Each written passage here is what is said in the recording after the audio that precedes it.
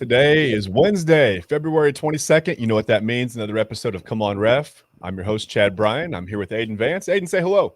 What's good, everybody? How you guys doing? Chadwick, how are you, man? I'm good, man. I'm good. Hey, today on the show, we're going to talk about the Browns. It's going to be an entire Browns extravaganza today. We want to talk about our five players that we think the Browns might be best suited drafting in the draft coming up in April here. And, we're going to talk about three guys that are on the team now, or just three entities, I should say, that are physically on the team now that maybe need to take a step forward to let us have a little bit of fun as fans. Aiden, you want to jump right into the draft stuff? Yeah, Let's yeah. do it. I'm ready to get into it. It's a normal Browns offseason talking about draft. So, yeah. At least we know who the quarterback is going to be. Yeah, I think there's some good prospects, especially in our second round pick. There's obviously a lot of holes we got to fill, but that's always the case with the Browns. So, there ain't no point in really talking about it like that much. But the biggest thing we need to fill is, I believe, our run defense. Obviously, I think everybody would agree with that. So what do you think is the biggest need for us? I agree, and I don't know that. I think it's defensive tackle. I think, Yeah. like you said, run defense. Maybe even a run-stopping linebacker, someone who can. They're going to have to stop the run. They're going to have to at least slow down the run. Right. I mean, they had entire stretches last season of multiple weeks in a row where it looked like they had never seen a running game before. They're going to have to get a guy in the middle that can eat up some blocks and let linebackers make plays. Yep. I don't know that necessarily happens through the draft. I think defensive tackles as projects, especially when you only have a second-round pick, there's no first-round pick, not only a second round, but your first pick is in the second round. Right. I think that becomes a dangerous game. So they may look to maybe add through free agency there. And I've got a couple of guys that I think may be targets. But as far as the draft, it's hard for me to decide. I think maybe getting them an offensive weapon in the draft might be that first, maybe that's the most important spot they go for. Yeah. And just as far as guys that are going to be available around 42, I think Josh Downs from North Carolina may be there. Not the biggest guy. He's 5'10", 175, probably going to be a slot guy. I know everybody wants an X. Everybody wants an outside wide receiver. Downs hasn't run many outside routes in his career at all, really, but he's got speed to burn. And I just keep looking at a team like, the Kansas City Chiefs, who have had some recent success, and the Browns could build a team somewhat similar to the way the Chiefs look, with some speed. Doesn't necessarily always have to be on the outside. I think you can move guys around and get creative and find a way to get a guy like Josh Downs the ball, especially with a little more mobile of a quarterback. If Watson can shake the rust off and get going and maybe start earning half that contract, you put a bunch of speed around him, it's not going to be a bad thing. Yeah, I agree. I mean, Josh Downs was really good in North Carolina. 2 years in a row, he was easily the best receiver, one of the best receivers in the ACC. So I don't hate that at all.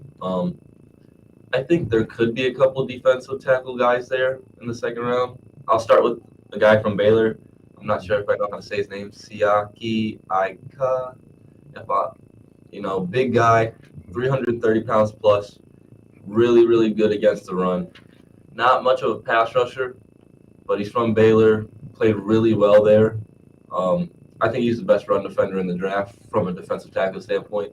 Okay. And he can eat up double teams and take them on. So that would probably be my first guy I'd probably like to choose if he's there. There's a chance he goes higher than that. Sure. Really good.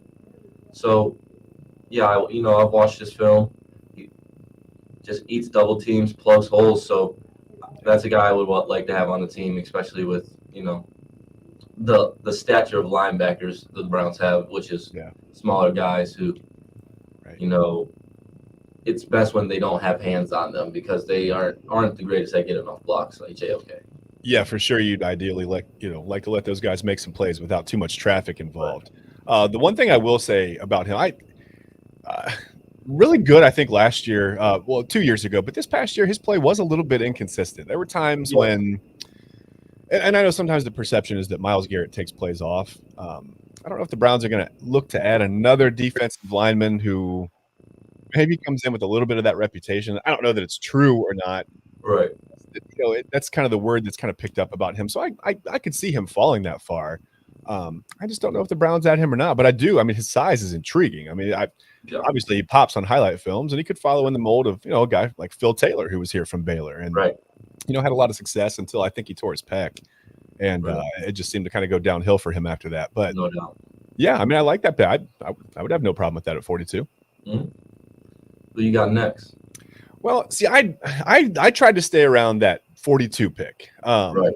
I went with 5 guys that just kind of intrigued me. I tried to do some different positions and different looks and different things. And there's a guy at Florida State, Jamie Robinson. Just really good. Yeah, he might be. I don't know. I hate to say things like this. I hate to nail myself down, but he might be the most complete, maybe the backfield prospect in the draft class as far as safeties go. Maybe not corners. Really corners good. are a different world. But he's played so many positions at Florida State, and I'm just trying to look at some of his numbers. I want to make sure I'm right here. He got 633 snaps in the box, 759 deep, and over 1,000 from the slot. So he's used to, being put in different positions and covering different guys on the field, and he's used to getting a body on some different guys. He could be a really good addition to the defense, I think.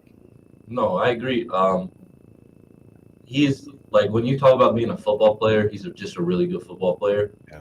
Obviously, playing safety, there's going to be some size concerns with him. He came into the Senior Bowl and measured 5'10", 194 with short arms. So, he's a great tackler. I don't know if that translates to the NFL, but he's really good at wrapping up and using his length to tackle. I think I don't know. What length is there? He's not a big guy, but he's just really good football player, knows where to be. Yeah. He's pretty good in pass coverage also. Against smaller guys. Against the bigger tight ends, he tends to struggle a little bit more, but he's a solid football player, man. And, he would definitely – I think he's going to end up going late second, early third, if I had to guess. I don't know if the Browns will be able to take him per se, but, yeah, I love him. So absolutely. Yeah, he's a football player. Like you said, he's a guy, man. He shows up and he puts on the work clothes and he just goes and does his job. Like that. Next, I have Ivan Pace Jr. from Cincinnati. He's going to be a top probably 150 guy in the draft. Yeah. First 3-4 rounds. Dude jumps off the film at Cincy. He was at Miami of Ohio, I believe, for a while. So he jumped up and then, was one of the best defenders in the conference. He's about 20 pounds heavier than JOK, which I know he's not a huge guy. He's 6'4", 239, 240. So he's in that range. Another guy that's just a football player, man. I mean, he went to the Senior Bowl and was awesome. So I look at guys like that, and I think those guys can play. I'll take a guy who could play football over some measurements any day of the week. For sure. Those are the guys I tried to look at, not the guys who necessarily popped off as like, okay, this is a top 20 guy. I mean, that's a reach at 42 anyway. Yeah. But yeah, just the guys who I thought really fit what the Browns are trying to do or what they need to try to do, in my opinion, on the field to whether it's defensively or offensively, just create some kind of success. Yeah, no doubt about it. And obviously, I don't know if Anthony Walker will be back. Jacob Phillips in his starts didn't look very good. Couldn't get off a block. Couldn't really read well. Yeah. You want JOK. It's hard for JOK. I don't know if he's really in the best position to succeed on this defense right now. Yeah. I think he'd be more of a in the box, like outside the end, strong safety more or less.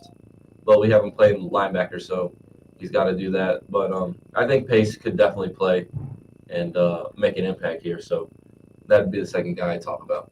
Yeah, and something you said about JOK. He's in that kind of weird category where he's just sort of in between sizes or in between positions with the size, and maybe not quite enough of a burner to just throw him in the defensive backfield and feel comfortable, but really not big enough to make a huge impact at linebacker without like we said, that defensive tackle that can kind of eat up those blocks and and let him run around and be creative a little bit. Yeah.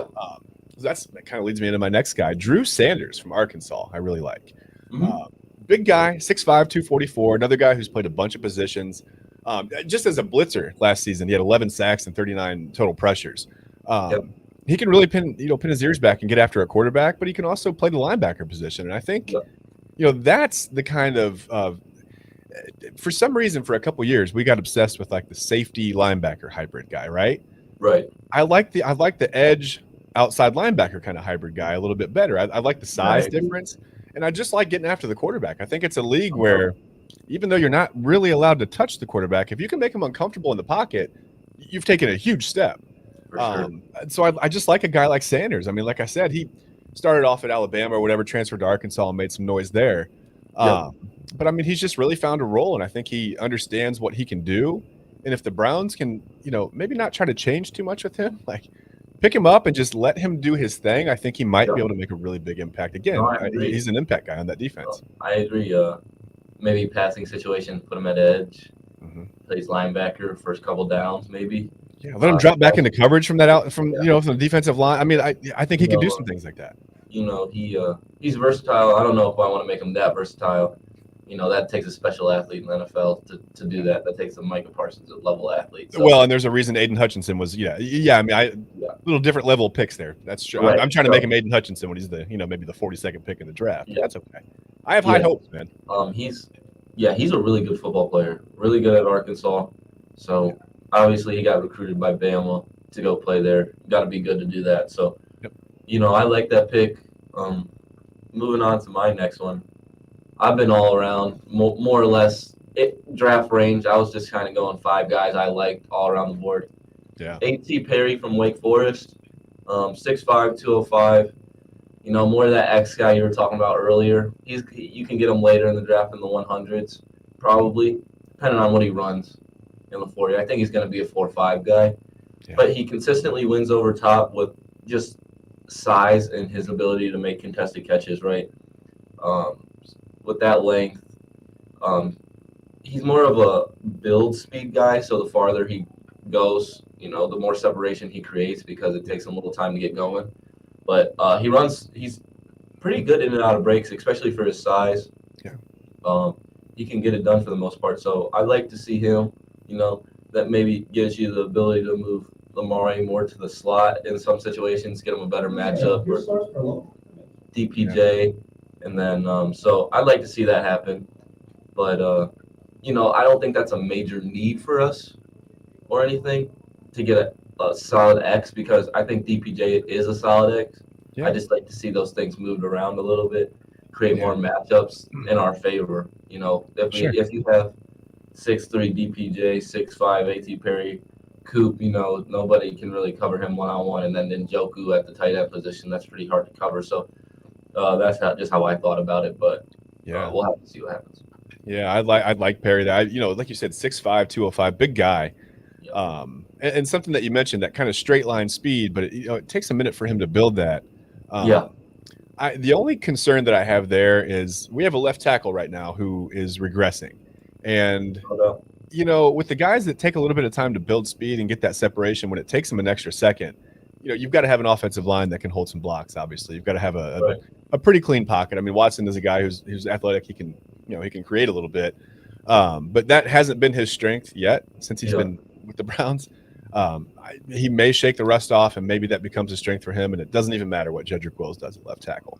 But that's my only concern with a guy like Perry. When it takes a little bit of time to get that separation, I don't know that Watson's going to have that kind of time.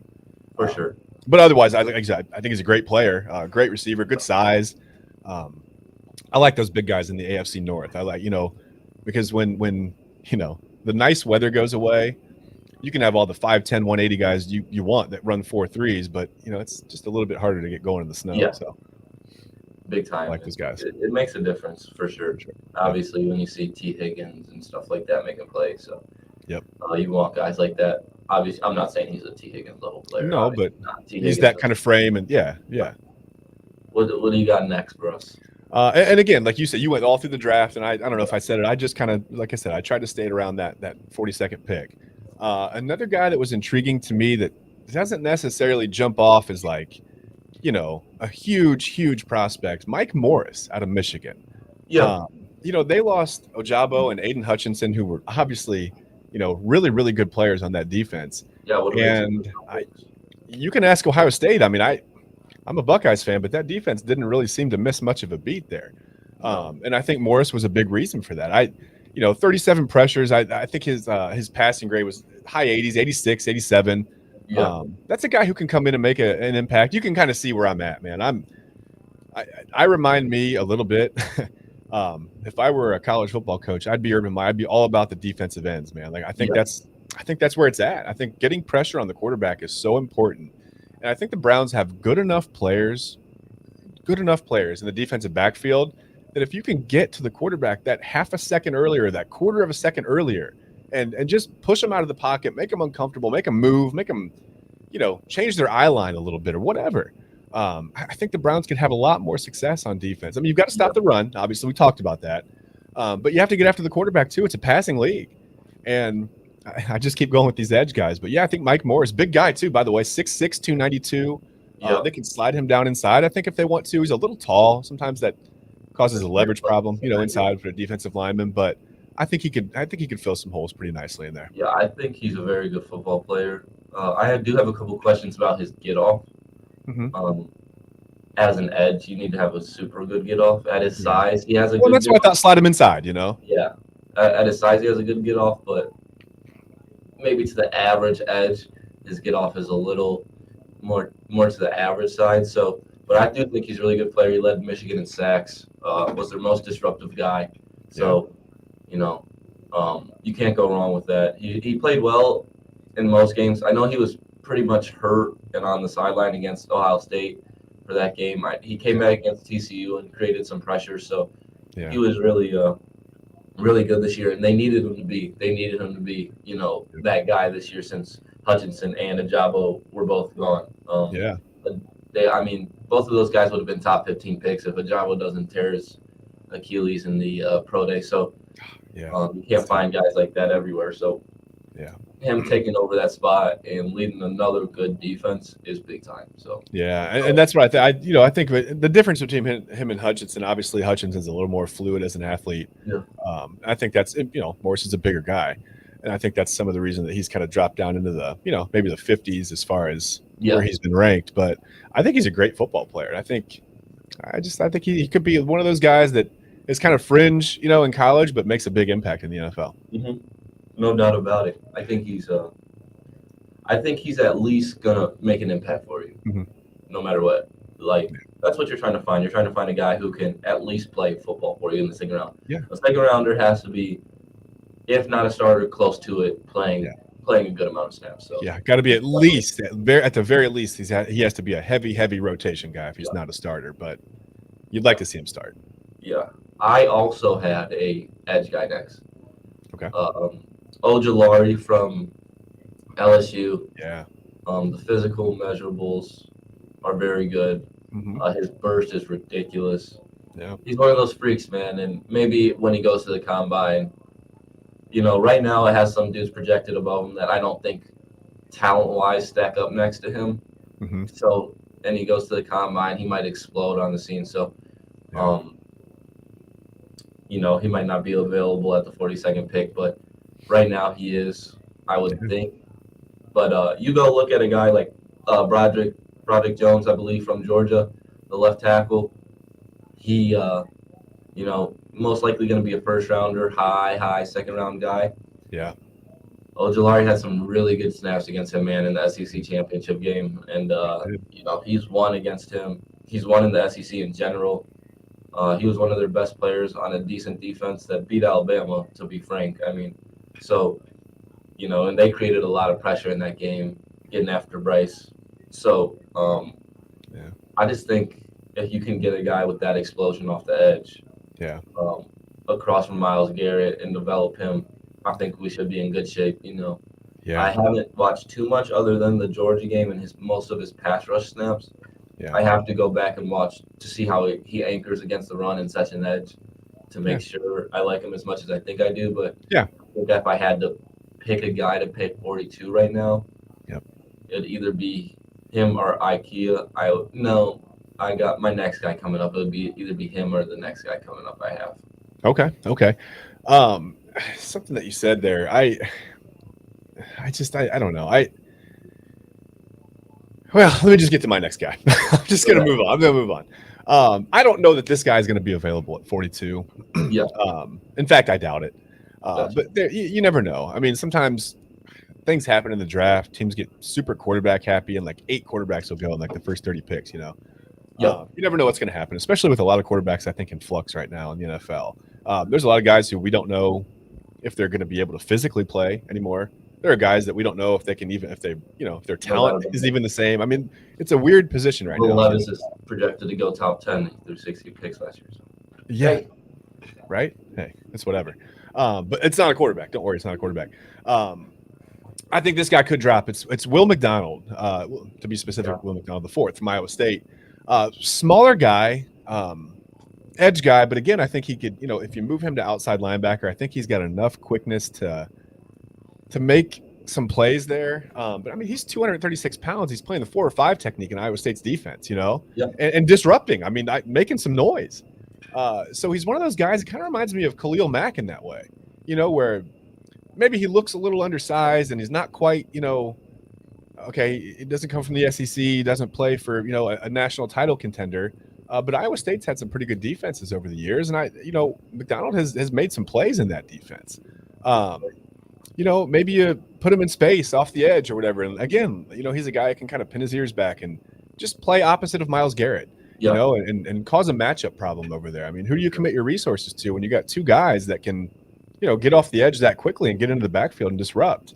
For sure. That's why, I like a player like that. Like I said, he's a little undersized, but maybe he can make that move to outside linebacker. Yeah. I just think at 42, I'll just say you were talking about that, I don't mind when a guy's a little more specialized at 42. I don't think he needs to be quite the Swiss Army knife. He needs to be in the top like 10, defensively. So I don't mind him being a little more specialized there, just because you're limited in what you can find anyway at that point in the draft. And if you find a guy that does one thing really, really well, I think you're okay there. I mean, he's going to be good enough to be a starter if you can make that transition. So that's those are my guys. Yeah, I like McDonald. I do worry about his length a little bit. Yeah. But I think he's a really good football player at the end of the day. And the Browns need more just good football players right now. We don't have enough of those. But he can definitely play in the Big 12. He was really, really good. Yeah, he was. So, on a decent Iowa State team, I know they weren't great, but they were at least decent. They had some good defenses. In a lot of games, they were in a lot of one-score games that they ended up losing, actually. But he's really good. This isn't one of my guys, but honorable mention to Xavier Hutchinson from Iowa State, also a really good receiver from there. So they got a few guys that'll come out and probably be drafted top 150 at least. Sure. So moving on to my last guy. Sorry, Ohio State fans. I'm one. Chad's one. We're both gonna do a Michigan guy. Hey. Mozzie Smith. The biggest freak maybe in college football last year. 30-pound plus guy. Yeah. And is sudden, man. Like, he's ridiculous. He's a different type of athlete at the defensive tackle position, while also being able to eat up double teams. But if you watch that Ohio State game, they started a different guy instead of, I'm blanking on his name now. Number 70 plays tackle. We'll move on. With you. Josh Fryer got it. Okay. They started a different guy at right guard for Matthew Jones to start that game. Mozzie Smith absolutely bullied him to the quarterback to get after C.J. Stroud and ruin a play. And after that guy got taken out, got benched. I mean, Mozzie Smith does that on a weekly basis. He is one of the best defensive tackles he was one of the best defensive tackles in the country. Ridiculous athlete. He had some off the field issues with the gun thing, but it didn't seem like very much. I mean, it never really got so much. So I don't think that's anything to worry about. I don't either. I hate to do it, but I mean, these Michigan guys are playing good football right now, man. Good football players are good football players. I don't care where they come from. you know, some people Yeah. are gonna be haters because he's a Michigan guy. That's what Braylon Edwards said. They Yeah. hate me because I'm from Michigan. We Yeah. didn't like you because you dropped the ball a lot, but that's a different Yeah. He story. had stone hands. I Um, mean, yeah. um, But Jabril Peppers was a guy who I don't think he played badly here. I no, mean, I think he was a fan favorite type of guy, though. well, he Everybody. got some. He talked about some stuff that he took off the field here, and Wow. it's not necessarily his fault they lined him up in the Muni lot. I mean, I don't, what was he supposed to have done when he was here? I think they didn't really use him the exact right way, but that's neither here nor there. I guess that's not what we're talking about today. Yeah, but Mozzie Smith, I like. I debated putting him on the list, but I right, think after everything gets cleared up, and I think once teams interview him, I mean, the only things that I've ever heard coming out of anywhere that anyone that knows him, he's just a great kid, great student, great family guy. Like you said, I don't think there's anything to. It's just an honest mistake. right, It was a concealed carry issue. I think he has the proper licensing. He just, sometimes state by state it varies. The law. He just made a right. mistake. It was a simple mistake. And Yeah, I think once teams get a chance to sit down and really interview him, I think he might skyrocket up. I don't think he's going to be there at 42. yeah, me either. But Yeah. That's why I didn't include. right now he is. So Yeah, I included him for now. I would love to have Mozzie Smith on that defensive line. Yeah, Love it. obviously we were both more catered to the defense. I think Yeah. that needs the most work. Mostly defensive line, also, Yep. and a safety. Which, if John Johnson's on this team at the start of the year, I don't think I'll be a Browns fan anymore. But I think that's the consensus. I think a lot of people feel that way. edges and defensive tackles, I think, is pretty big Yeah. need for us more than anything else right now. So, Right. you know, as Browns fans do, we look to the draft to solve our problems. And Yeah. it's usually always works out for us. Always. I mean, the draft has been so good to the Browns, especially at the quarterback position through the Yeah, last 2 I'm years. looking at a poster of Baker Mayfield right now. Oh yeah, I mean all those MVPs that he won, in the Super Yeah. Bowls. It was amazing. That run was amazing. Yeah. We'll never see it. Maybe short of Tom Brady. I'm sorry. Hey, something that we did talk about though that I do want to mention before we move on is the defensive tackle position. And I didn't mean to completely ignore it. I know I kept moving everybody to edge. Like I said, I'm Urban Meyer out here. I want everybody to be an edge rusher. But a couple guys in free agency, I think that the Browns can look at it that have, Okay. that have made some plays, have put up some numbers, are Fletcher Cox and Sheldon Rankins. I don't know if Fletcher Cox is going to want to come here, but there's at least the connection to Jim Schwartz. Right. And I think he's a guy that the Browns could sign on a 1-year deal for around $8 to $10 million, and he can make a little bit of an impact. Veteran guy, obviously, been in some postseason games. And Rankins, same thing, $8 to $10 million. I think he had 43 tackles, 3 sacks last season. Rankins can play. So can Cox. I mean, those guys could be difference makers on that defensive line. Don't know that either one of them are going to be interested in coming here, but I think there are a couple names to keep an eye on just because production at a low cost. No, I think Rankins has a better chance of coming here. I don't think after all these years, Cox probably leaves Philly. I think he probably might take a hometown discount. Yeah, that's possible. Or, or they find 8 to 10 million for him. I mean, I don't think he leaves there. Rankins, I do like, but it's just hard to get guys in Cleveland, man. It is. It is. You got to overpay everybody to get them here, and we have the biggest cap hit in history for one player right now. So, and it's not even close. It's not close. It's not close. It's bad. If you guys want to know, it's $55 million, and the second closest is 39. Yeah. So we decided to do that with not a perfect roster around or anything else, but or even any guarantee that player was going to be able to play at his old level. Yeah, at his old level, before he didn't play for 2 years, and pretty much got called a creep everywhere on the internet. But hey, on that note, let's make our transition into 3 Browns players that we think need to make a jump forward. Very ironically, my first player is the most obvious player on the roster, and it's Deshaun Watson. He of the $54 million cap hit. By the way, that second highest cap hit was Ryan Tannehill. I don't know if before that it was Jimmy Garoppolo. So there seems to be a real trend of making these unproven quarterbacks just destroy your cap situation. I don't know what's going on in the NFL, but confused by that. But yeah, Watson really needs to take a step. Listen, he completed 58% of his passes. I know he played limited time and he hasn't played for 2 years. But none of those things bode well for the future. Like nothing that I saw that I looked at, he didn't progress really in any way. 7 touchdowns, 5 picks, just over 1,000 yards. His total QB rating, I think, was 38, which puts him around Aaron Rodgers and Russell Wilson for the season, and just above Baker Mayfield. So if that gives you any kind of an idea of what kind of season he had, it was bad. Yeah, that's what he's coming off of. So that's my first guy. I think he needs to make a huge jump. Guaranteed money on the contract, $230 million. And speaking of quarterbacks with question marks, the next highest guaranteed contract for a quarterback in the NFL is Kyler Murray at $189 million. And I think he's actually the next highest, period. And it's just crazy. Like, again, unproven quarterbacks with question marks, major question marks are commanding all this money. And the NFL is mad at the Browns right now because it's only gonna jump after Watson. Yeah, I just don't think anybody in the NFL is too happy with the Browns. What was it, like 12.8 points per game in the games that Watson started? Yeah, I think right around there. That's not worth $230 million. It's hard to be like, oh yeah, this is the guy, because he hasn't played football in 2 years. He might not have it anymore. That's a full possibility. He might not have it anymore. And then so you traded everything in your power.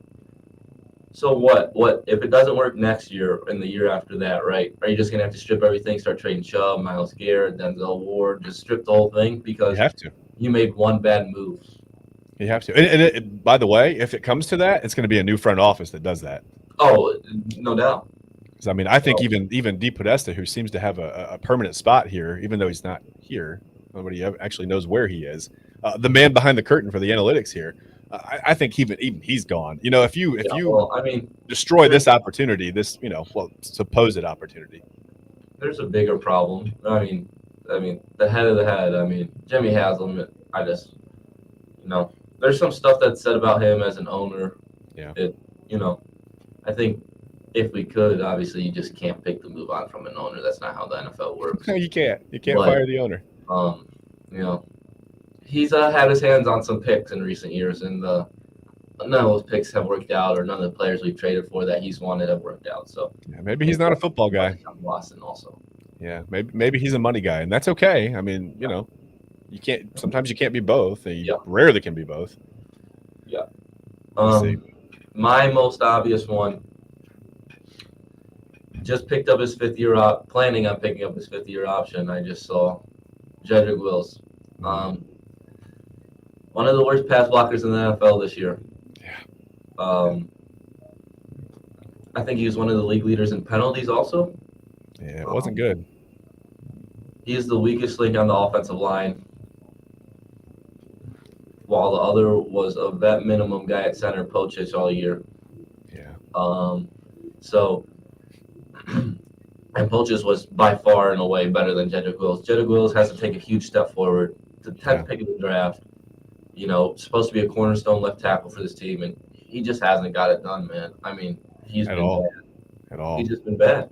Yeah. And I don't know what it is. He seems to get an attitude about everything also. Doesn't seem to have the right mentality to play the position, really. Yeah. But we'll have to find out. But, man, if he's not good, we're in a deficit at the left tackle position. Yeah. And suddenly it doesn't matter what you do in the draft offensively or who you sign, through free agency because, if your quarterback doesn't have time to get through his progressions and see the field, what does it matter? No, nothing. It doesn't. And, him being good is so, needs to be the biggest thing on this team, I think. Yeah. You really don't want to have to commit a tight end to help your left tackle in the NFL. No. That's not what you want to do. No. That's one of the last things you want to do. You want to be able to, okay, my left tackle, that's a top 10 pick, has it handled over there.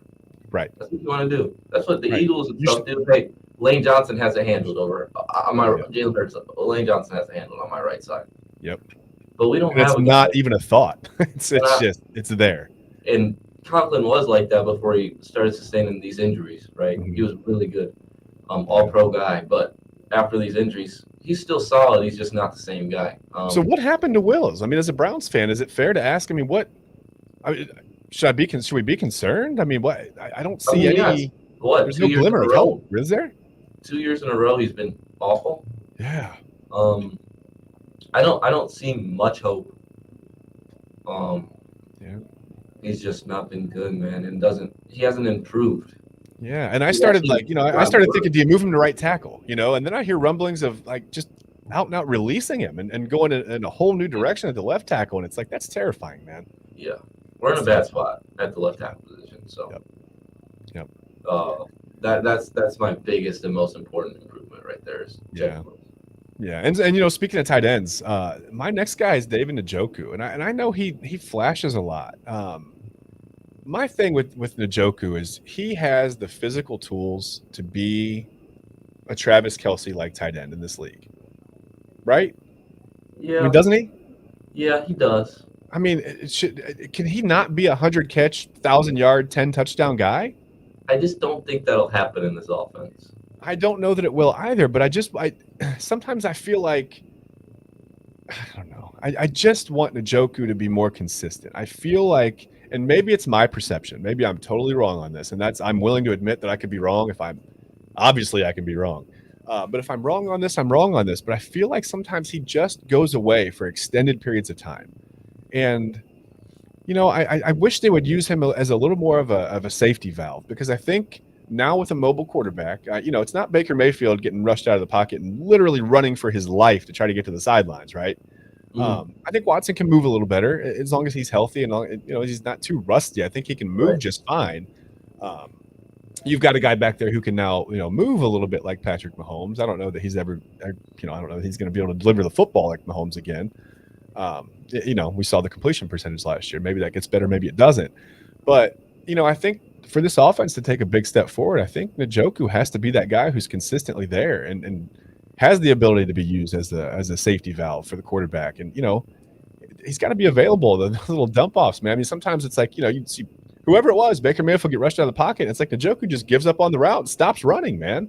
And I'm like, hey, come back to the court, like flash, make yourself available. I just clapped. I got excited, man. Like, sorry about that. You're going to hear that on the audio, but he needs to do those type of things. And I think he can put up those numbers or at least somewhere close to it.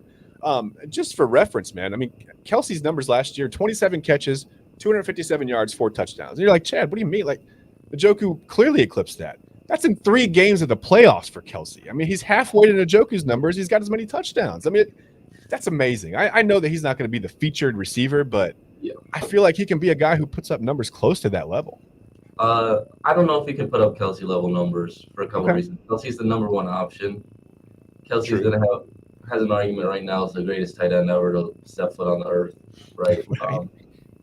But why? You know why? I mean, he's not physically that different from Njoku. It's not like he's 7'11", 800 pounds, and has an 80-inch vertical leap. I mean, they're pretty similar. In a way, offense is different with Andy Reid. Yes. Right. True. Quarterback's different with Mahomes. Mahomes is going to always look to Kelce first before anybody else. Yeah. Watson's probably going to go Cooper first than anybody else. Yeah. So it's a different readout. Yeah. I'm Chadwick. This hasn't happened often, but I'm gonna have to disagree with you here. Okay. No, I like this. Go ahead. Now, his production would have been the 800 to 1,000 range this year. He did miss some games with injury. Fair. He was also, I think, the most consistent and the best receiver on the team from a receiving standpoint when Jacoby Brissett was the quarterback for the most part. It was pretty close between him and Amari Cooper. He was looking like a different guy this year. I mean, he made a bunch of clutch catches. I can think about the one-hand stab in the back of the end zone, to save the Browns. So I think he was really good this year, actually. Especially since he's improved so much as a blocker. He's gotten pretty good at that. Yeah, he has gotten better as a blocker. You're right. I'll give him that. You're right. He was on his pace to definitely have his best season, no doubt, before he got hurt and missed, I think, 4 or 5 games this year. So, now, would you if you would have said, hey, I just need him to be healthy? Completely agree. I just need him to be healthy. I can't put that on a guy. I mean, hey, health is health, man. Things happen. It's a tough game. you're running into guys on every single play out there. I'm not gonna. I try not to hold guys' health against them. I mean, things happen, like I said. Yeah, but from my perspective, he played well. Okay. Okay. I, Maybe I'm I, just too hard on Njoku. Maybe I just expect. I see him as this physical freak. You know. I mean, well, you talked about physicals. I mean, he's more physically gifted than Kelsey. I think Kelsey's just like mentally and hands wise is a little different than every tight end in the NFL. Which way he reads defenses. I mean, he was round up Jalen Ramsey. I mean, there's nobody else at the tight end position that's doing that. So yeah. Well, yeah, and Kelsey, I will get. He's like he's a blue collar tight end, but he runs white collar routes, man. I mean, he's very refined. I will give you that, but I think Njoku could be that guy. I don't know. So I think Njoku can be very good, and I think he was very good the games he played last year. So we'll see this year. We'll see this year, but I think he's a very good player. Moving on to my next guy, Grant Delpit. I think he'll be the safety that's back for the Browns next year. Okay. Yeah. A lot of breakdowns, his fault or not, involved in the secondary and coverage. Involved him. He was involved in a lot of them. He also missed a lot of open field tackles when it was one-on-one. Yeah. I just don't think he was good at all last year. I know people are going to say, "Oh, he came out at the end of the season." Listen, they threw 3 picks straight to that guy. Okay. Yeah. I mean, listen. He was just bad last year, and we need him to take a big step forward if he wants to keep that spot. It's just hard because I don't know. Like, you can't blame everything on coaching. Joe Woods wasn't great. Cool. At some point, it's the player's fault. Yeah. At some point, Grant Delpit was there to make a play, and he didn't make the play. And he did that game in and game out. He didn't make plays. Yep. Consistently did not make plays. He just wasn't that type of guy. And when we thought he would be, I mean, I thought, big athletic safety. So you need him to take a step. I think the biggest thing for him, he has to take a step like forward mentally. That's the biggest thing. Yeah. And I need it to happen this year. So we'll see. But maybe that change of the change of inner scenery. Maybe a new defensive coordinator, a little bit of a new scheme. Maybe that helps him. Yep, no doubt about it. But I do think he's back. I think Delpit's back for sure. I mean, if you're going to pick between Johnson and Delpit, I think, Delpit shows more potential. I think. No doubt. He's definitely flashed a little more. I mean, Johnson's been bad. I don't know. I don't. He's got to go. Yeah, I don't know how else to say it. He's just been really bad. Too much money on the books. Got to go. Yeah. Who's your next guy? It's not a guy, man. It's listen. I think the biggest thing for the Browns that needs to take the jump forward, man. And I think you'll agree with this. Maybe you won't. Maybe we'll have another argument. I like arguing. It's fun, man. I like to hear the other side of the point. It's culture. The team leadership in the locker room, I think, is the biggest. From the outside looking in, I don't know. I'm obviously not in that locker room. I don't get, daily access to the players. I don't talk to these guys. But from the outside looking in, it just looks like there's no real. I mean, you've got leaders on the field. Myles Garrett is obviously, first round pick. He is what he is. But there's no real vocal leader who I can say, okay, that's the guy, who's modeled his game and his off the field, whatever to be fully professional the way that, that new guys need to come into this organization and follow him. Listen to him, listen to what he says, do what he says, do it the way he does it, and you win 12 games because this guy does it the right way. Yep. The Browns don't have a guy like that. And it's weird because, like, you look at the offense, okay, and you think like, well, Nick Chubb was the unquestioned leader of the offense, right? Like, but not really because he's not a vocal guy, right? Yeah. Njoku, there have been the issues with it, and maybe this is why I'm so hard on David Njoku with the requested trades. Okay, he's not going to be your verbal leader right now. It's just it wouldn't feel natural.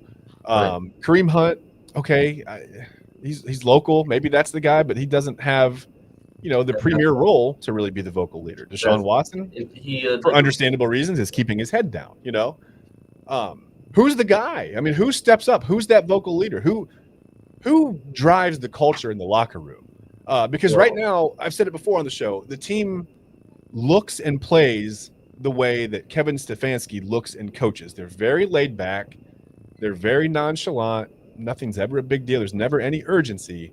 I think there needs to be some urgency. I think there needs to be some fire and passion. And we've got to start playing like we need 53 guys who know that, every guy on that roster is there for the other guy. You need to Yep. look at the guy next to you and know that, listen, I love this guy. This guy loves me. We're going to do whatever it takes. Right. Not the way it feels now, which is like, hey, I'm here for my contract. And, Right. if I stay here, great. If I go somewhere else, Right. great. I just want to make my money and get out. And that's that's how the it looks biggest from thing. the outside. And that's the biggest thing is I think what you said right there is they play like Kevin Stefanski. Yeah.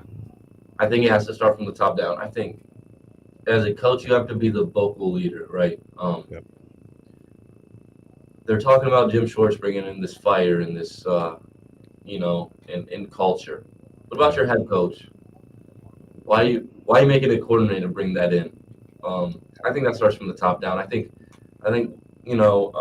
Miles. I don't know if he's, people ball him like some would think.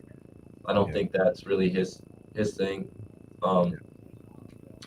It's hard to say, man. I don't see a guy like I just don't see a guy right now that's that guy for us. Yeah. And it's not going to be a guy you draft at 42. No, and then it has to be a guy you sign. You'd like it to be your $54 million cap hit quarterback, but that'd be fantastic. But listen, the guy you sign is probably going to come in here and make, $10 to $15 million. I mean, that's not a vocal leader either. That's a role guy. That's a depth guy, No doubt. I don't know. The Browns, are they in trouble? I mean, is that fair to ask? Are the Browns in trouble next year? Can they win 10 games? Chad, say that sentence again. Which one? Are the Browns in trouble? Can they win 10 games? Right there. Have the Browns ever not been in trouble? No. Okay. Not since the late 80s. No. The Browns are in trouble. They're always in trouble. They're always in trouble. They always suck. They never get it right. They trade for a quarterback who's $50 million a year who's not good. He hasn't been good. He hasn't played football in 2 years, and then he came back and wasn't good. Jacoby Brissett was better. We had a better chance of making the playoffs with Jacoby Brissett and if Cade York had a leg. Okay? We suck. Listen, we're in big trouble. We don't have a defense. We have John Johnson starting. Sucks. Grant Delpit. Sucks. I'm gonna leave the corners alone. Corners are okay. They can be okay. Weren't good. Defensive tackles, terrible. We got the ball ran down our throat by Atlanta over and over again. Yeah. They didn't throw. Marcus Mariota didn't throw 10 times in the entire game. In the entire game, Chad. And we lost. It hurts. So what you think? Are we in trouble? Yes, we're in trouble. We're in trouble. I don't want to say I knew the answer to If it that doesn't question. work, this is over. We've set ourselves back if this doesn't work. Yeah. We've set ourselves back so far if this doesn't work with Deshaun Watson. We're done. We don't have picks until I'm 65. I'm 23. Yeah. We're done. We don't have picks. We don't have cap money. We don't have any time left on the show. But this is the show where we always get it right, and we never have a culture and leadership problem. It's been Come On Ref. Look, I've been your host, Chad Bryan. Aidan, it's been a pleasure as always, man. Ready to get out of here? Oh, God. Now I'm sad and mad. Well, we ended on a bad note today. Next week, we won't do that to you. We're going to find a way to end something. Listen, next week's show, maybe we don't talk about the Browns. Maybe we talk about baseball. We'll end on something positive next week, okay? Yeah. But this week, I like the Guardians. The Guardians might win that division again. You know what I mean? Cavs back. They don't have a culture and leadership problem, do they? No. No. Do the Cavs have a culture and leadership problem? What's the difference? No. Those two teams win. The Browns can't win. They don't have any leaders. They have nobody in the locker room. No, I'm mad. I'm gonna go. I think I'm gonna go eat food, like depressed eat. So I like food. I'll see you guys later. Yeah, you guys have a great day. Like I said, we won't do this to you next week. We'll have a happy ending next week. All right. Thank you for watching. It's been real, guys.